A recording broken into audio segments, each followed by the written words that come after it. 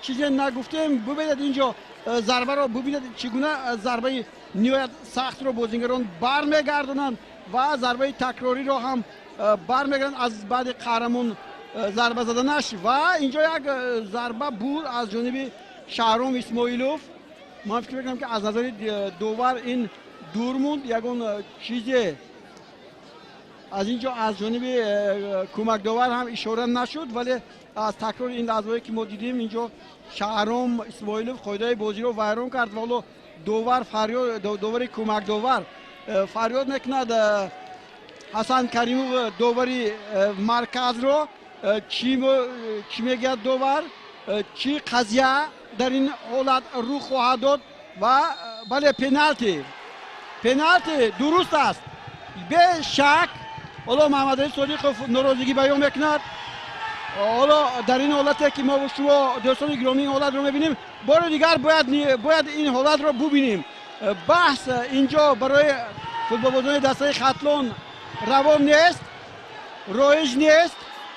حالا یک مرتبه دیگر اگر اینجا دوستان گرامی ور وجود می داشت در کمری تاجیکستان، اون وقت داوران با این احتیاج داشتن. حالا ببینید این حالت رو ضربه زده می شود در مقابل داور. ببینید بله اینجا قاعده بازی، بله اینجا در حقیقت شاید کارت سرخ هم باشد برای این ضربه که زده شد، اما نمیدونم داور جریمه 11 متر جزای 11 متر تعیین میکند و حالا هم این کم است در حالتی که قاعده بازی دغلانه ویران کرده می شود از جانب شهرام اسماعیلوف. تا این نوبت خیلی خوب بازی کرده بود، یک بازیگری با آداب است و اگر با بازی‌های پیشینه این شهرام اسماعیلوف نگاه کنیم، سال گذشته در حیط دسته این خطلان 4 بازی گذرانید، 360 دقیقه بازی کرد و یگان کارت زرد ندارد. اما ببینید در اینجا او چیکار میکند، او بله ضربه میزند، مثل بوکسیون ضربه میزند، بسیار هم خطرناک. داور قضیه درست برآورد پنالتی، اما این فکر میکنم که به هر نوع از نقطه نظر داوران باید معین شود. و حالا ببینید بیاید باز داور اینجا نمیدونم ما که اینجا یگان آواز نداریم، ولی اگر حالا همین فرصتی کشاکش ادامه یابد شاید ور رو تشکیل کردن در کار باشد تا که ببیند بار دیگر چی میگن داور، چی میگوید قضیه داور چی است. خب میتوانیم بار دیگر نشان بدیم این حالت رو. دوستان گرامی از کارگردان معروف جان خواهش میکنم که این حالت رو بار دیگر نشان دهد. قاعده در حقیقت 100% ویران شد. ببینید اینجا وقتی که برمیخیزد ضربه از جانب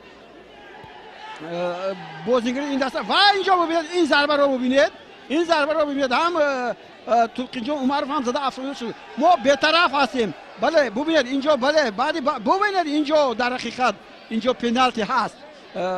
کارت سرخ هم شاید روا دیده شود، اما من فکر میکنم داور از این چیزی که نزدیک نبود و ندید خوب یک طرفه میستاد. در نوبت خود استرافشان میخواد بازیگر دیگر رو ایواز کند با میدان آید. کی با میدان آید ما شما حالا خواهیم دید. تحت رقم 11 اینجا از دسته استرافشان نسیم رسول برای به میدان اومدن آماده می شود. حالا ضربه پنالتی تعیین شده است و اینجا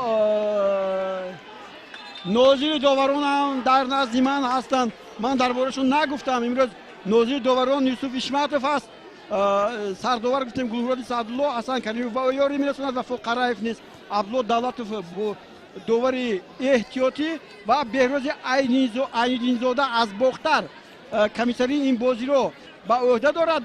و دوستان گرامی فکر میکنم که حالا ضربه جریمه‌ای زده میشد. خوب این رو باز با قضیه فدراسیون فوتبال تاجیکستان روانه میکنیم که این حالت رو ببینند و در این حالت فکر خود رو گفته باشند.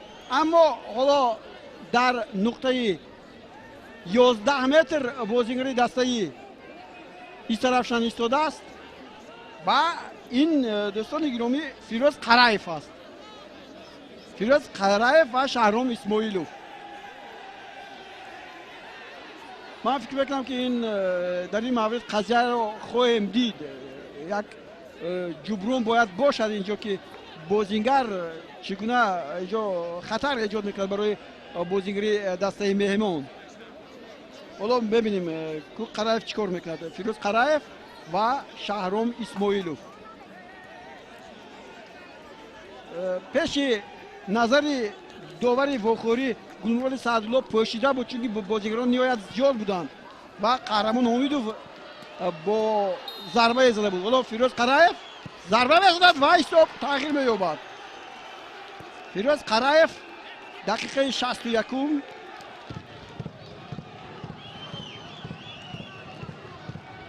2-1 بازی ادامه میگیرد و من فکر میکنم که باز هم در از دسته اسلافشان گفتیم بازیگر ایواز میشد.